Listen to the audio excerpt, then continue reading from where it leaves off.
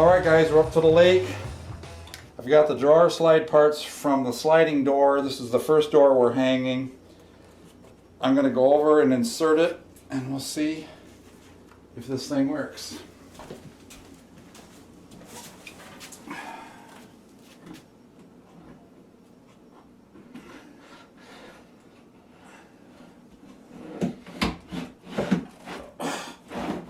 It's too tight. Something's jamming it. But there's the concept. I think it's those back screws. We got to take those back screws off. Oh, all right. Oh. All right. Let's see if we can get this sucker to go in here. Oh, I have no idea it wants to bind. But there's this plan.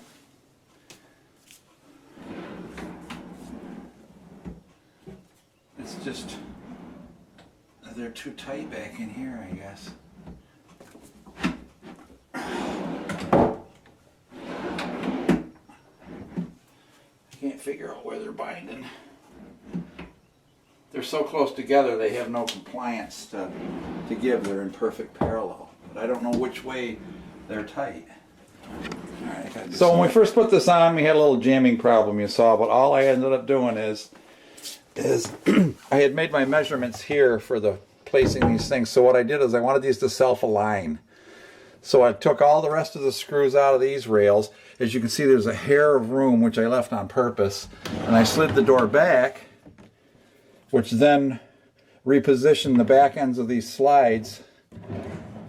And then I put screws back in different holes. Now, yes, these slides will show, but the refrigerator sits right here. And because it sticks out quite a bit, because it's a fridge, this actually gives you a way to get back in here. So, innovation number one is that. All right. Now we need to move on to the uppers and the bifolds so that we can get the dang kitchen put back together. I have to do the plumbing too down here. That's another story, but I have all the parts except one I need a furnace. Right, guys, we are getting ready to put this bifold door together that is going to go up here beside the refrigerator so that it can fold back out of the way so you can get back in here. And what I'm doing right now is the hinges that I bought, if I don't notch out a little bit for them, they won't sit perfectly flush and it will cause the door to buckle a little bit. So what I've done is I marked, and I'm taking a chisel and I'm making a small chamfer in there to give room for the barrel of the hinge. And now the hinge will fit flush and centered and not create any buckling torsion on that. So that's all I'm doing right now. Chiseling those out. I'm going to screw these down, then we'll mount the door. Alright, we got the bifold door hinges on. She's nice and free. She comes down perfectly flat, so there's no tension here.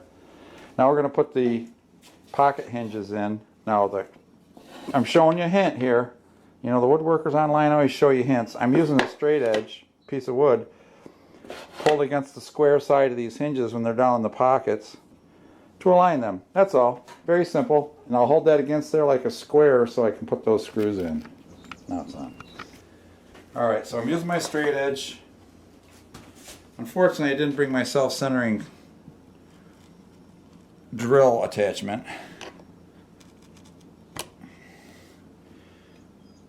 But I'm making sure I take an awl and make a hole in there. Keep them as square as I can. And don't get crazy tightening your screws with your drill gun. You'll strip them right out pretty easy.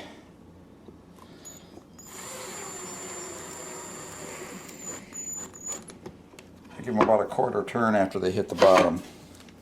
Not what I want. I'm using an awl to center the holes. I have a self-centering pilot screw drill thingy. I couldn't find it at home. This is a hard piece of pine. That's a good piece of pine to have on this door. It's a lot harder than the other pieces I was using. All right.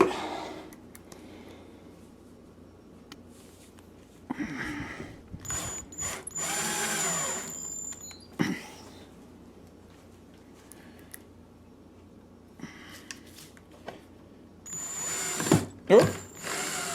There she goes. So there must have been a knot in there because that twisted around on me. But that's it for using the square.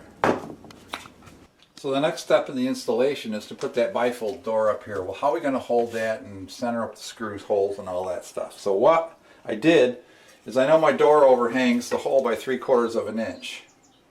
So I cut some straight wood, 1.25 inches. So now I'm going to clamp this onto the cabinet to set the door right on.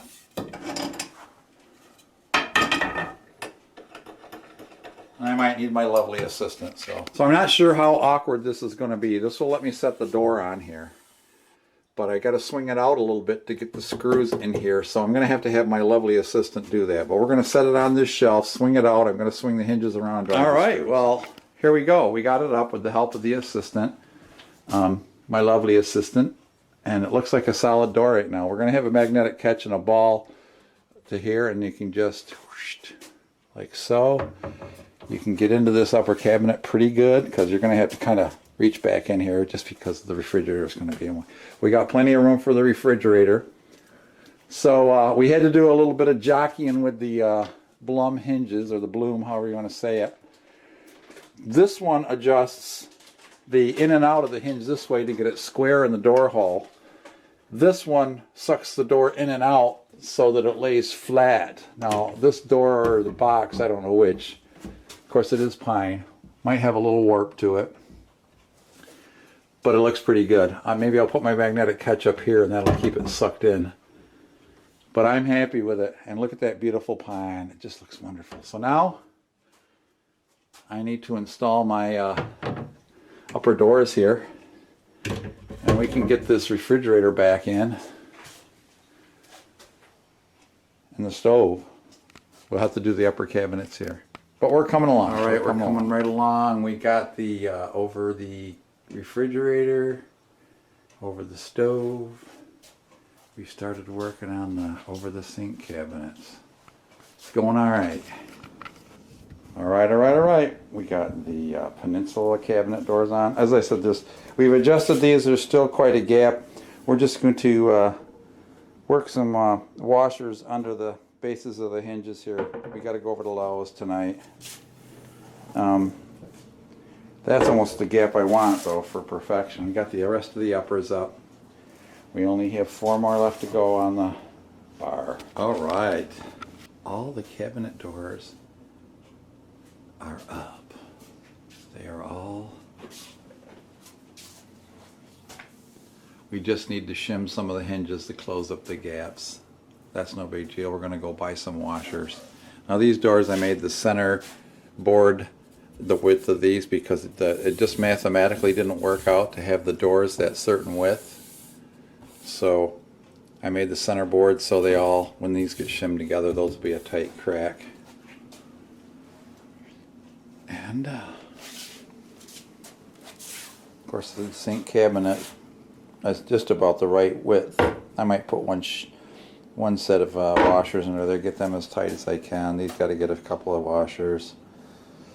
The bar doors are done. And what's left is, of course, we want to get those things done so that we can put the stove and the refrigerator back.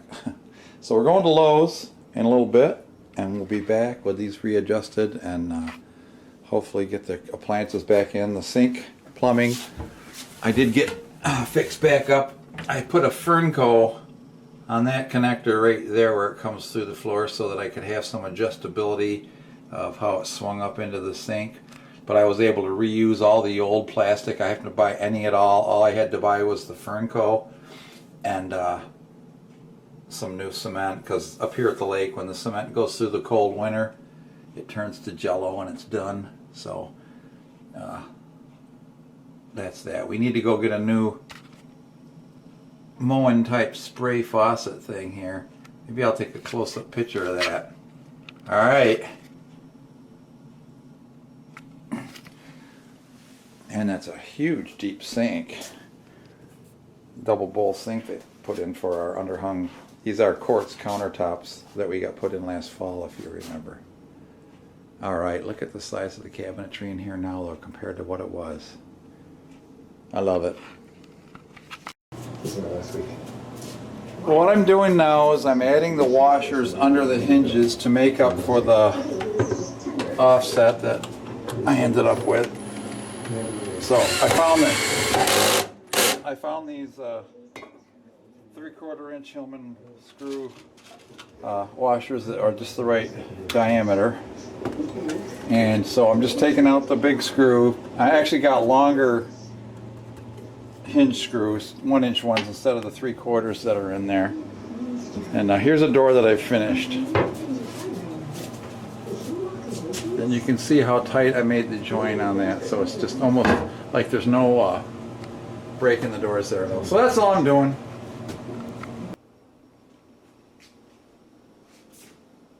Here we are, guys. The final result. We had to get a new spigot set. We couldn't find a replacement hose, so we just bought a new Moen to match the brushed stainless steel quartz countertop. You saw me extend the length of these cabinets by how many inches? 9 inches. The stove used to be 9 inches closer to the refrigerator, and you couldn't get into that corner cabinet at all, or the upper. So in my plan, I extended the length of that cabinet and shoved everything down, because there was quite a bit of room between the end of the cabinet here and the door. So we gained a lot of kitchen space without really losing any living room space, because you couldn't do anything here at the end by the door anyway. So the Peninsula, of course, you saw me make the facing. This was the first part of my tongue and groove project, was making the facings for this and the ends of the cabinets, the upper end up there. So that was my first experience making my own tongue and groove out of just rough sawn, not rough sawn, but you know, just the 1x4 lumber that you get at the lumber yard, number 2, whatever. And now I have, you saw me make the carcasses. And I told you that the carcasses could just be plywood, because we were going to cover everything with pine. So everything is covered with knotty pine. We have the fitment of the doors just right. I have rubber bumpers on them.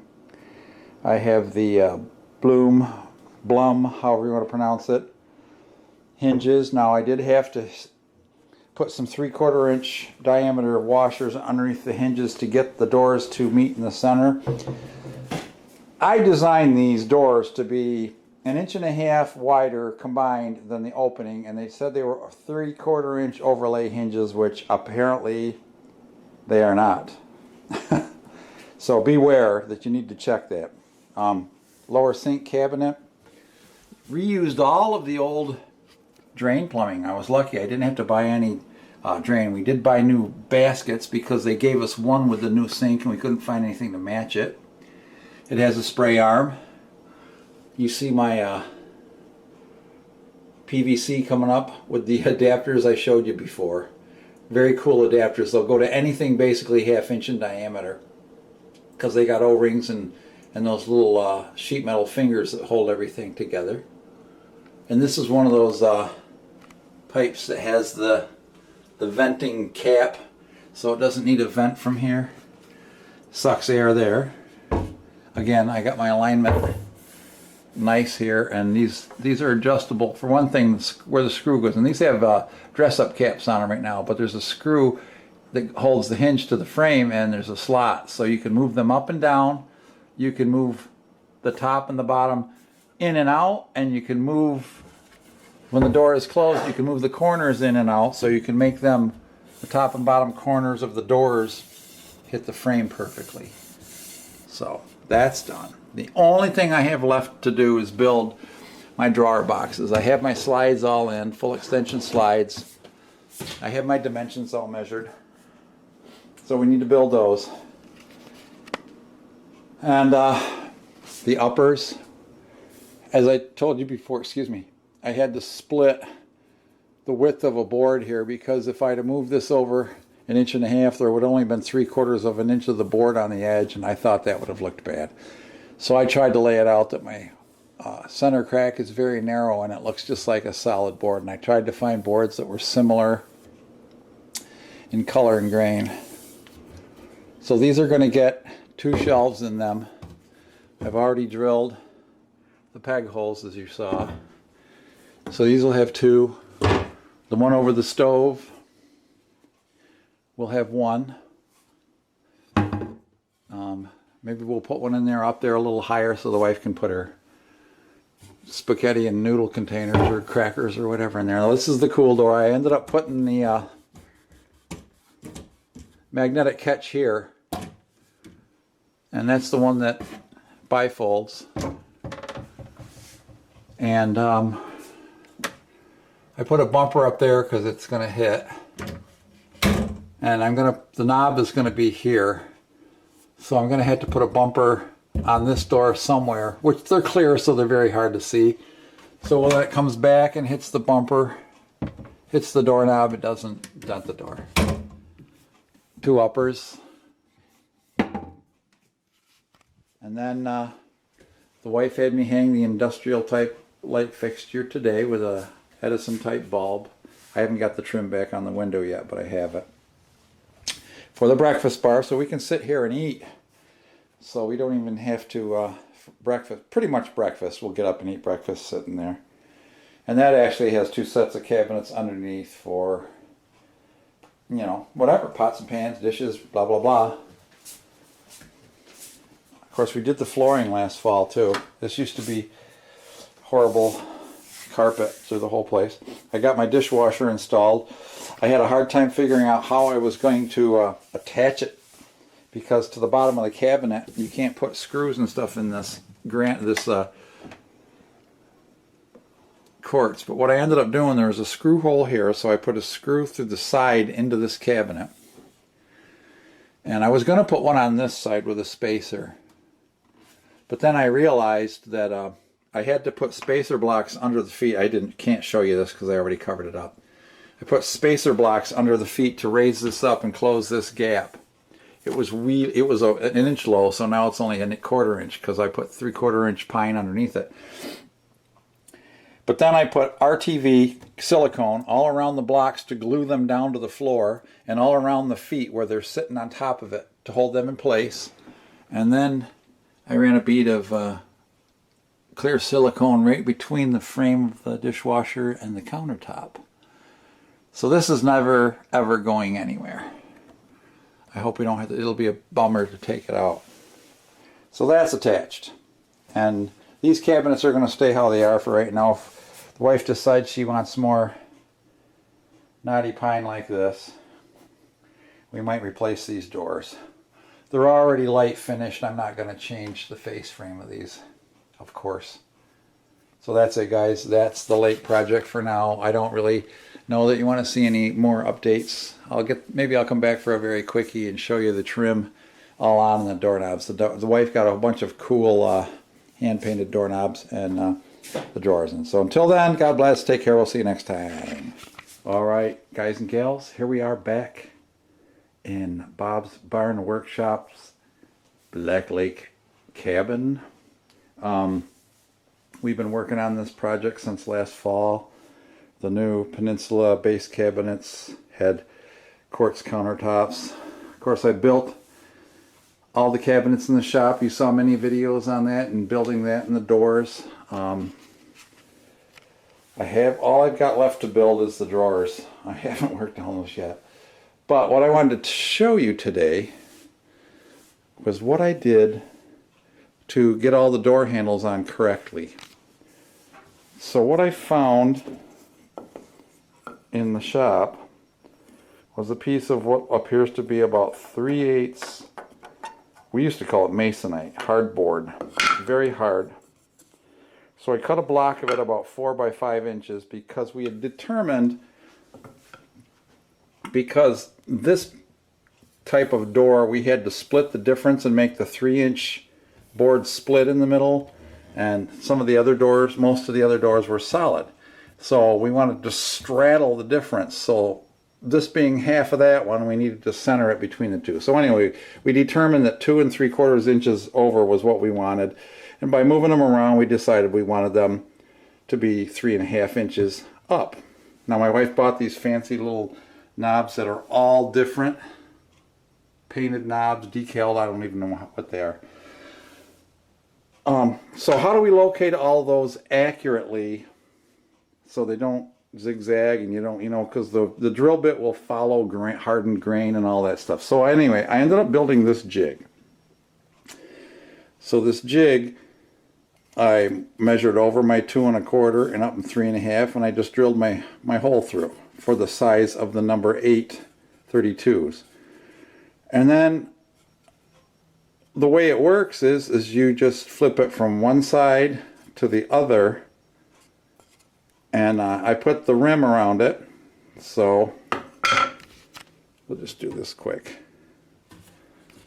Oh, I got that too tight. All right, well anyway, you can see, I'll do it from the back. You don't want to drill it from the back, but you can see that because of the lip on it, you put it on, you hold it tight, run your drill through. Go to the other one, which of course you'd be doing it on the front. You flip the jig over, and then you drill your 2 holes. Put your 8 32s through, screw on your knobs.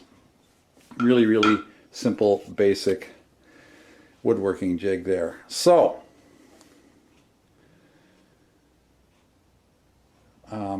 we decided that on this bifold door that we would put the knobs on like they were center hinged doors to conserve the appearance that we have here. See, the knobs are side by side, equally spaced. We did the same here, but when you grab this one, it bifolds.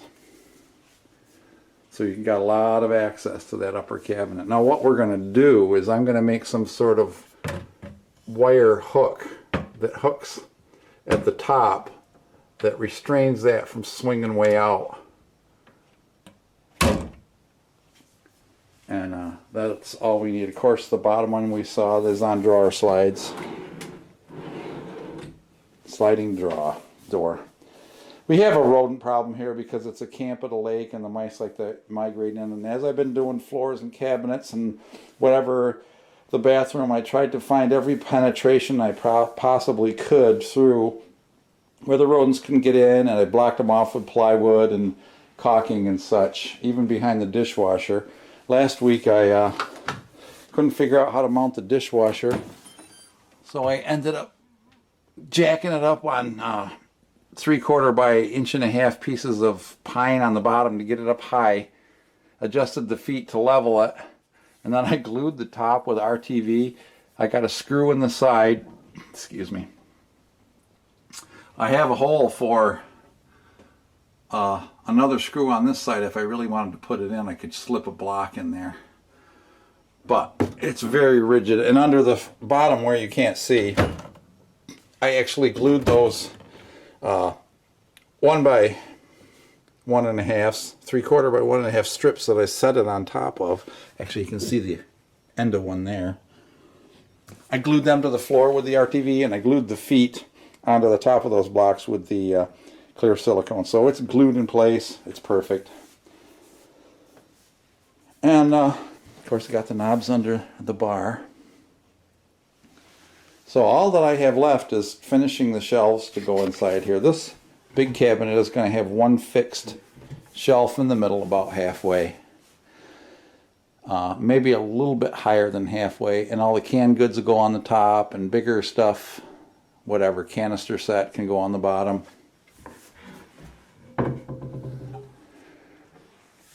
The sink work is nice and tidy. I had a little bit of a leak in that joint right there, so I ended up just gooping her up good with RTV, clear silicone, and putting it back together, and it's fine.